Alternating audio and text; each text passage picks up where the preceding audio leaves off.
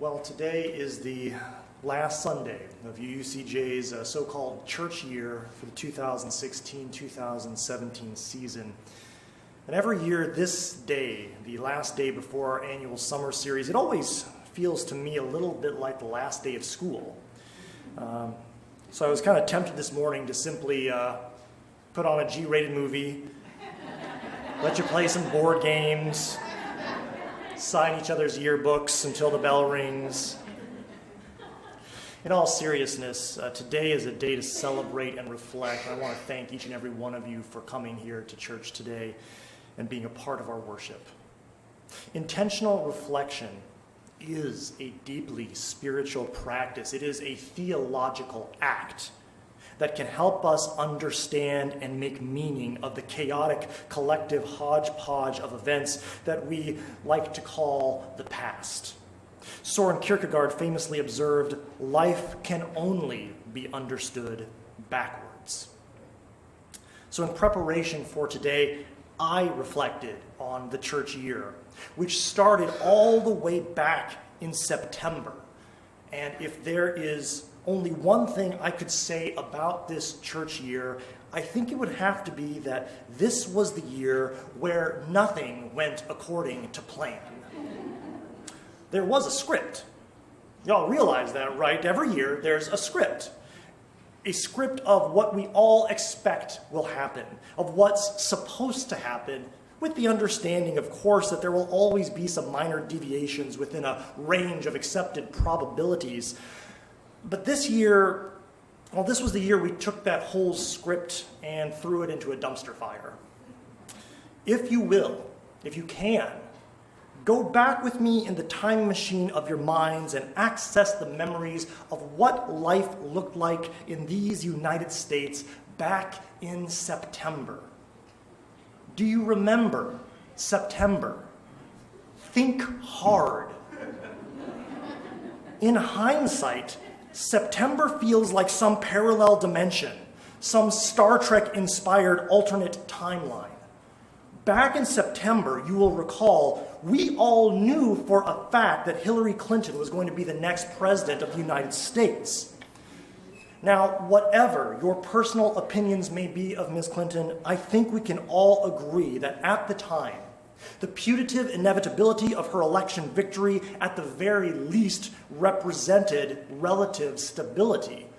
For better or worse, back in September, we were all expecting life in America for the next 4 years to follow basically the same script that it had for the last 8. And then November happened, and everything changed. It is nigh impossible to overstate how significantly Mr. Trump's surprise victory altered the trajectory of this country and changed the national discourse. In September, we never thought we would be worrying about the things we are now worrying about. We were planning to worry about other things. We couldn't have predicted the battles we would be forced to fight over these past several months and the battles yet to be fought. Back in September, we were making plans to fight other battles. So it goes, the best laid schemes, O mice and men. Every election is divisive, but this past year, friends, families, and churches all over this country were torn apart over this election and its consequences. Our congregation lost people in the aftermath of this election, but we also gained many people because of it.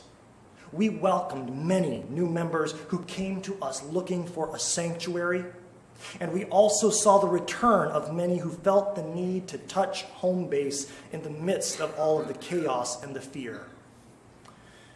I also must wonder if the tensions of this election and its aftermath, specifically the rise of the alt-right and a resurgence of white terrorism across this country, I wonder if these anxieties in some way contributed to the shocking turn of events that we saw within our own Unitarian Universalist Association this spring. No one in September could have predicted that our own UUA president, the Reverend Peter Morales, would resign his office in April, just months before his term was up, as part of the fallout of a race-based discriminatory hiring controversy. No one could have predicted that other high-ranking UUA officials would follow him out the door. No one would have predicted that the Washington Post and NPR would be talking about little old Unitarian Universalism this year, reporting about our internal struggle with combating white supremacy in our theology and culture. None of that was part of the script. But in spite of all of these unexpected surprises, UUCJ never deviated from its core mission. We kept on keeping on. We kept moving toward the promise of beloved community. One way we did this was by honoring our sacred traditions. We celebrated ingathering with our water communion. We came together and joyfully pledged our time, treasure, and talent to this community through our annual Blue Boat celebration, with some special appearances from David Bowie, Mick Jagger, and Keith Richards, if you recall. We marched at the River City Pride Parade in October. On All Souls Day, we honored our departed loved ones. We lit candles at Christmas Eve. At the start of the new year, we reflected on all those we lost in 2016 and named the names of every homeless individual who passed away in Jacksonville that year. We listened to our choir on Earth Day, bid on amazing and outlandish items at our annual service auction. We celebrated life, the universe, and everything at Olino 42.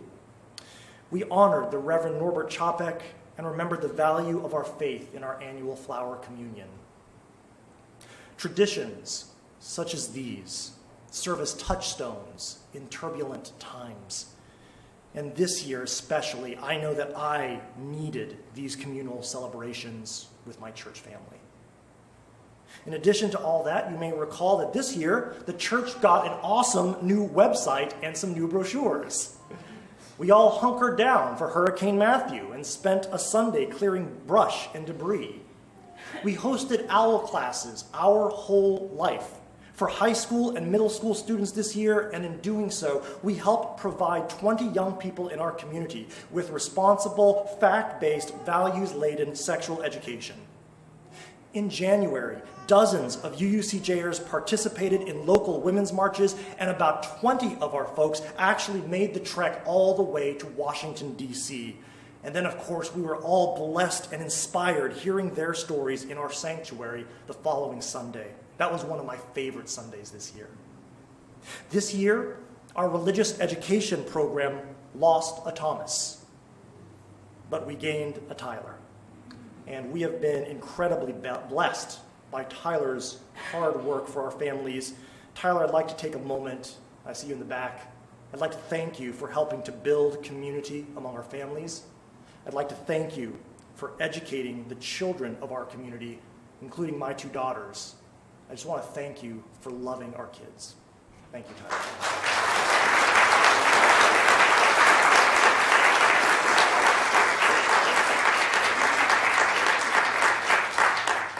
Looking at the world on a national scale, we know that the work of justice in many ways has been slowed, if not reversed.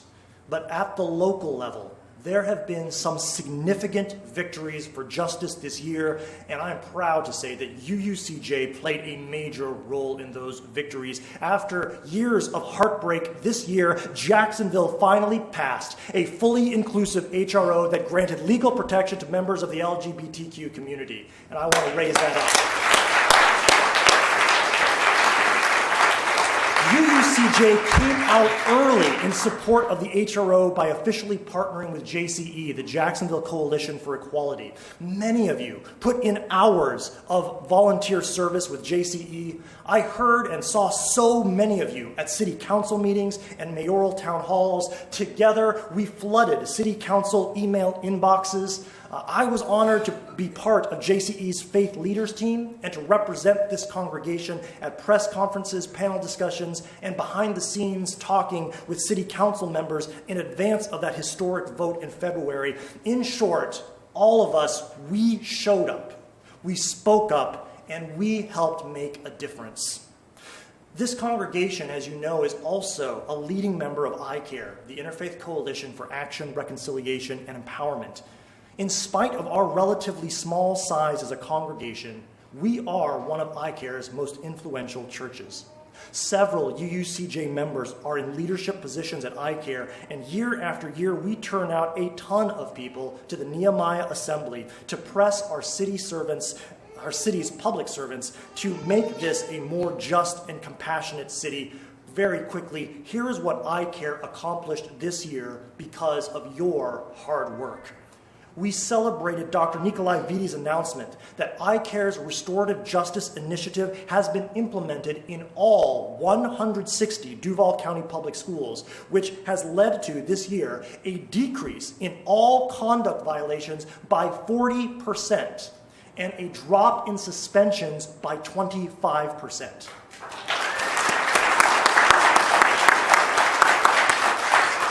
We celebrated ICARE's victory in increasing funding to the Jacksonville Reentry Center, also known as JREC. In Duval County, 1 in 3 ex-offenders gets rearrested within 1 year. But 80% of ex-offenders who go through the JREC program don't get arrested over that same time. JREC does important work, but we saw that it was underfunded until ICARE convinced Sheriff Williams to increase JREC's funding from $600,000 a year to $1.5 million. As a result of that massive funding increase, JREC was able to serve 50% more people. ICARE made that happen. And finally, it was because of ICARE that State Attorney Melissa Nelson, just last month, signed what the Florida Times Union called a historic memorandum that will significantly increase the use of civil citations in Jacksonville for youth offenders and thereby keep kids out of that blatantly racist school-to-prison pipeline. ICARE recently spoke with Ms. Nelson and confirmed that since our last meeting, civil citation usage has already doubled. At the signing ceremony for the memorandum, which just happened last month, and was attended by Ms. Nelson, Sheriff Williams, and Mayor Curry, among others, Ms. Nelson explicitly lifted up the work and influence of ICARE in making this policy a reality in our city. In these ways, our church played a major role through ICARE in chipping away at the prison industrial complex. Our church helped accomplish all of this year, in addition to giving out books and clothes to those in need, partnering with Arlington Heights Elementary School, growing fruits and vegetables for the Arlington Food Bank at our community garden, among several other important ministries. I think you all need to give yourselves a round of applause. For those of you who know the 110-year history of this church, you know that when it comes to doing justice work, all of us are standing on the shoulders of giants. This church has been fighting for justice in Jacksonville since our inception. And I want to tell you all that I really do believe that our ancestors, the forefathers and foremothers of this congregation, would be proud of the work that we have accomplished. I truly believe that we have honored their legacy. Now, when y'all weren't too busy working to make this world a better place, many of you were listening to me preach on Sundays. By my count, since September, y'all have listened to me preach from this pulpit for approximately 12 hours. That's a lot. What on earth did I talk about for 12 hours this year?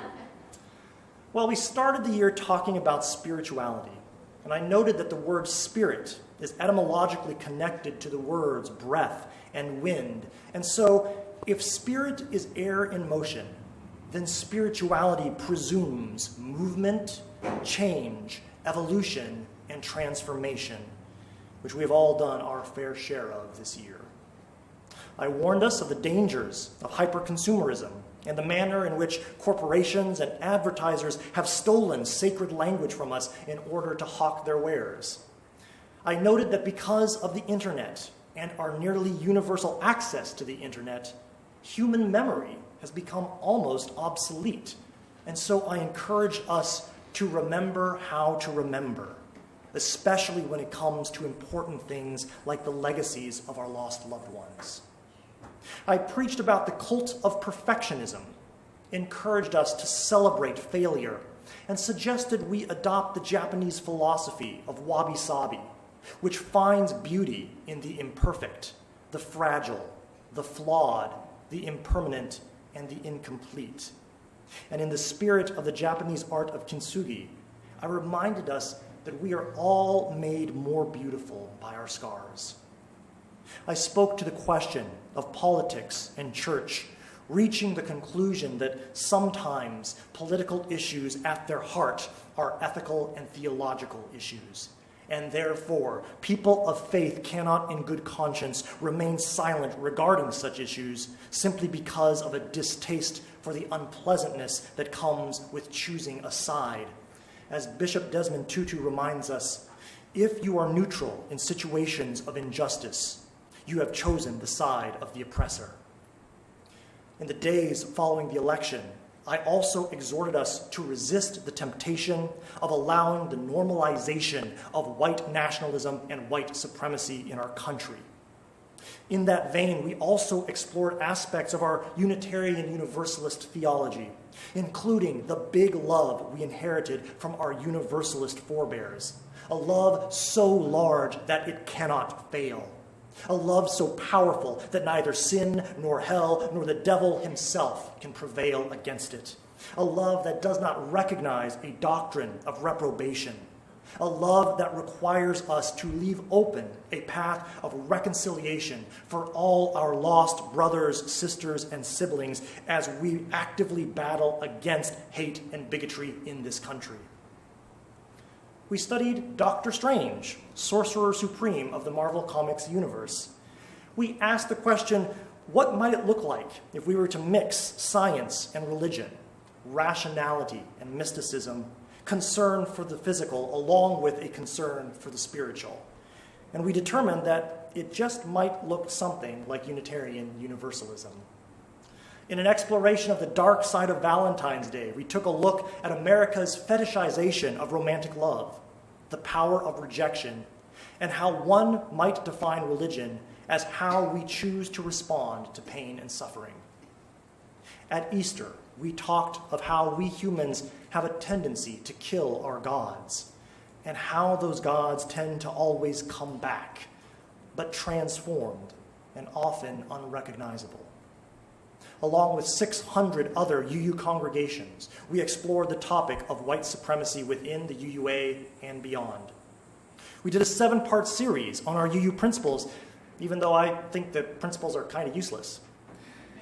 We did a 3-part series on Thich Nhat Hanh's Living Buddha, Living Christ, even though I think that Thich Nhat Hanh might have alienated a lot of Christians with that book. Finally, we explored fatherhood, recognizing the important role that fathers play in our lives, while also acknowledging that fathers can come in many, many, many different forms.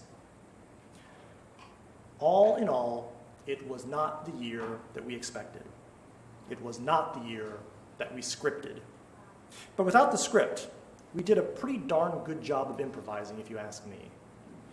And I think that right there is the essence of life. As John Lennon once sang to us, life is what happens to you while you are busy making other plans. So as we prepare to put a bow on this year, I would like to thank each and every one of you for sharing your life with me and my family this year. And I'd like to thank you for allowing me to share my life with you. I look very forward to worshiping with all of you this summer. Blessed be.